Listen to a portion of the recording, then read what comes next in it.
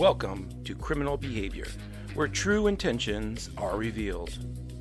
I'm Joel Clemens, a behavioral analyst and relationship counselor, and my specialty is human behavior.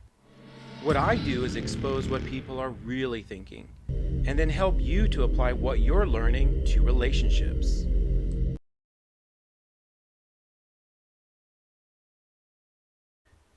Let's face it, being vulnerable with our thoughts, feelings, and insecurities can be scary and uncomfortable.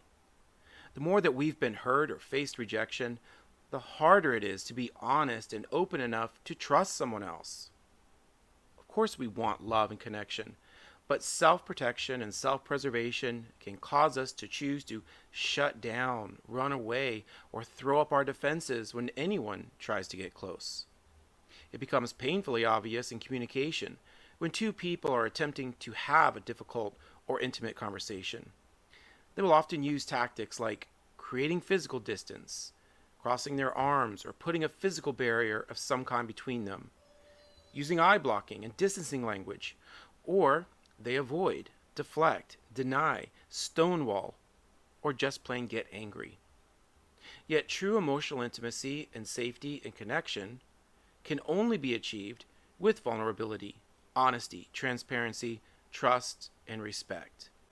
So today I'm going to give you some tips and show you an example of how to be vulnerable in the right way to create a loving and healthy relationship. Let's begin by watching a clip from the recent episode of The Bachelorette. The reason I want you to watch this is even though we don't know if this relationship is going to work or not, the way that they both responded and created a space for each other to just be heard and understood without feeling judged or dismissed is a good example for us to examine and learn from. As you watch this, pay close attention to their body language and think about the motivation behind their words. Let's get started. I'm like a highly sensitive person in terms of energy because I feel like growing up I was always like as a kid, I don't know, I just always felt like I wasn't good enough in a way. It was just kind of hard. And then I would try to prove myself with tennis and try to win and stuff. And then I started to hate tennis. And then I quit. Yeah. So that kind of I think is why it takes me a little bit more to open up to people because I think I took everything personally and just kept it inside of me because of that. Years and years of that. Totally. And now as an adult through therapy, I've figured out to speak up for what I want. And it's helped with everything in my life from work, friends, relationships, every aspect of my amazing. life. I have my power again. Yeah. And it's something as a kid that I wish I knew and wish I had. And Yeah, but I don't even know if I'm making sense. no, you are. And I'm in this environment, I'm no, you really are. And Jason is showing signs of discomfort and stress. He's sitting back in his chair, creating distance. He does some slow blinks or eye blocking while he's processing what he wants to say and how he wants to say it. He does avoid eye contact quite a bit and looks down into his feelings, showing that what he's expressing is difficult, but sincere and heartfelt. He uses a disarming smile when he looks at her in order to feel connection. Not a lot of gestures or movement in his head or body. And the pace of his conversation and communication is slow, which put together could indicate that he's struggling in the freeze mode of the fight or flight response. He uses the words like, kind of, in a way, which are hedging words, showing a lack of confidence in what he's saying. And he goes into his feelings and internal dialogue a lot, showing that he's unsure or uncertain about opening up and feeling vulnerable with her and the cameras.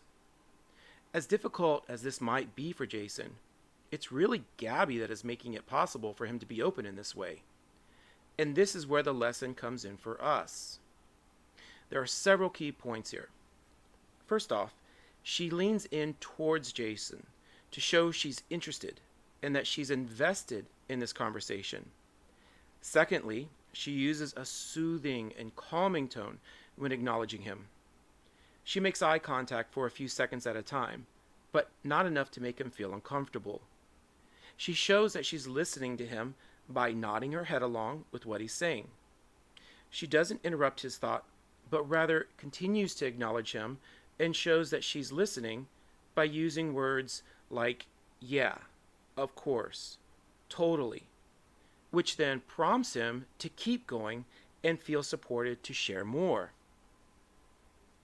She also mirrors his energy, emotions, and some facial expressions, which is a great way to create rapport and connection because it creates synchronicity and harmony, which then creates association and familiarity, which our brain is drawn to. It makes us feel safe and comfortable. The safer and more comfortable we feel, the more we want to be open and share, and this is what leads to trust and the release of oxytocin, the love hormone. Oxytocin gives us that feeling of warmth, comfort, and safety so that our body can go from fight or flight to rest and digest. It's partly why we enjoy sharing a good meal with someone we love. Jason then opens up about how much therapy has changed his life and how he wished that he could have gotten help when he was younger. That's why it is so important to understand why we do what we do and feel the way we feel, so we can feel empowered, confident, and be able to focus on reaching our goals for success in life and in love. Let's take a look now at how Gabby responds and how she allows herself to be vulnerable as well. Like, I have like a little bit of a similar experience. My mom and I are estranged. She didn't have the capacity to kind of love me as a kid. And she was really quick to take away love, oh, if you don't do this and that, you'll have to go live with your dad. And it's I don't ever want to lose my mom. That was so scary for me. And then when I left for college, she washed her hands of me and didn't want anything to do with me. Sorry to hear That's that. okay. But through a ton of therapy, I've kind of had to learn how to allow people to love me because I never had an example of receiving it as a child. And I think the hardest part is I love her so much, but you can't always, she just can't be in my life. I'm sorry. It's okay. It's honestly I've had so much anxiety from it, but from that I've built a ton of humor, and I think I have a lot of grace for other people, but it's really hard with dating, and I have a lot of fears, honestly. Gabby begins with a story that makes her relatable to Jason and his central trauma around not feeling good enough in his childhood by talking about her core relationship wounds with her mother. The child-parent relationship is our first and core relationship, and the one that creates the foundation for our relationships with ourselves and others. She then opens up about her feelings of neglect, rejection, and abandonment.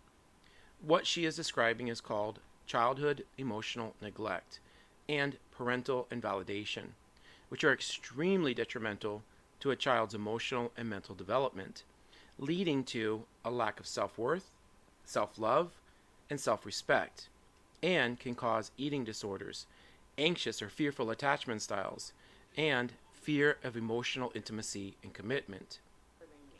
Gabby is choosing to be brave in this moment because she is refusing to let her past take away the love she's always wanted, and she's taking back her power by taking responsibility for her own healing.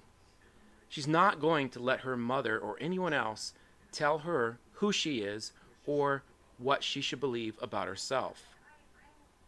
What you'll notice, too, is that Jason is giving her his full attention. He's listening and showing empathy and compassion towards Gabby, which is really all that she wants in this moment.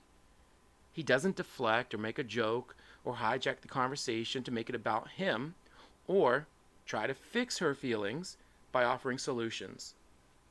And this is a great way to build connection and trust when someone is communicating their feelings to you.